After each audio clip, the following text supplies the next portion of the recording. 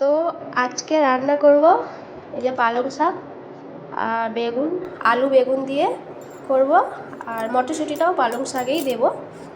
তো মটরশুঁটি আলু বেগুন দিয়ে পালং শাকের তরকারি করব আর মাছের ঝাল করব। তো চলো আমি সবজিগুলো কেটে নিই।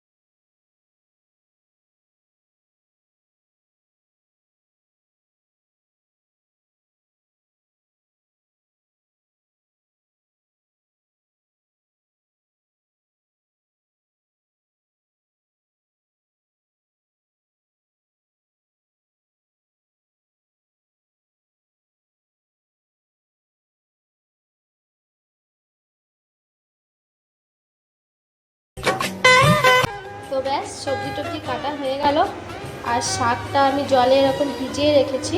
এখন একটু ভিজানো থাক, কারণ না তো মাটি থাকে না এতে, মানে শাকের মধ্যে না মাটি থাকে, ওই জন্য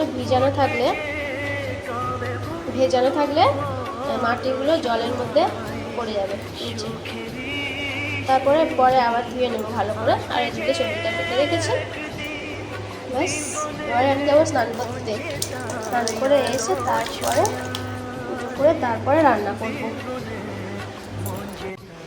hello friends, good morning, welcome back to my channel Megha দুনিয়া। তো তোমরা সবাই কেমন আছো?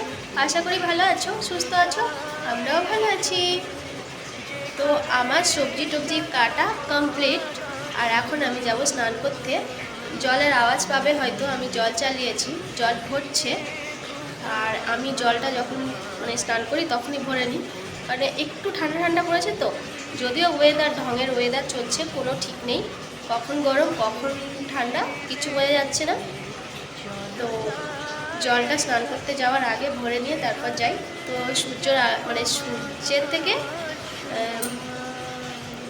তো সূর্যের গরমে জলটা গরম হয়, ওই গরমে মানে ওই গরম জলটাতে স্নান করতে বেশ ভালো লাগে। আলাদা করে আর হিটারে গরম করি না। তো যাই হোক, তাহলে স্নানটা করে আসি, স্নানটা করে এসে পুজো করে তারপর রান্না করব। পাগলা খেতে এসে যাবে। তাড়াতাড়ি করতে হবে। চলো, আর হ্যাঁ প্লিজ একটা লাইক দিয়ে দেখা স্টার্ট করো, আর সঙ্গে থাকো আর দেখতে থাকো।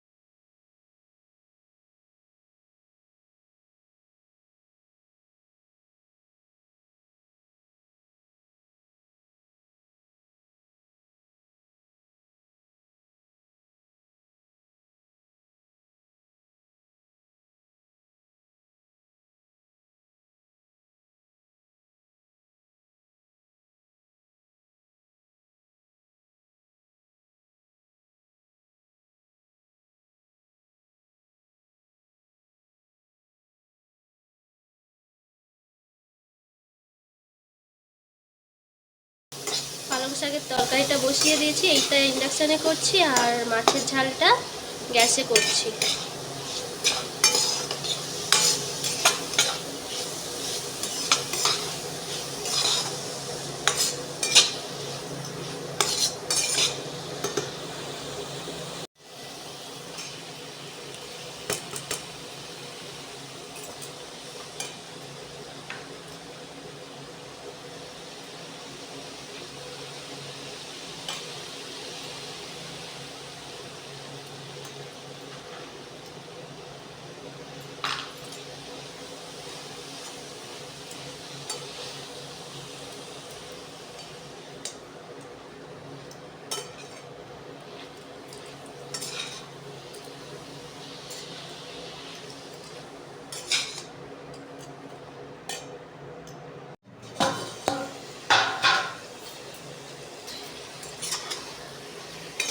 ব্যাস, পালং শাকের তরকারিটা হয়ে গেছে, ওদিকে মাছের ঝালটাও হয়ে গেছে, রান্না একদম রেডি। পাগলাও চলেও আসবে, টাইম হয়ে গেছে। তো আমি ইন্ডাকশানটা অফ করে দিই।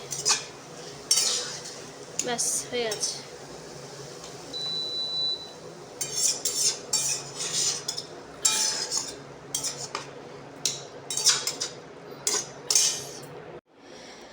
পাগলা লাঞ্চ হয়ে গেছে, পাগলা এবারেই চলে যাচ্ছে।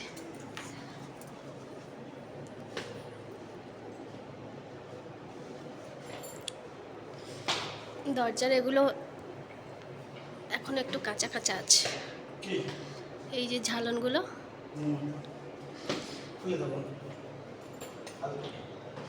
বাই।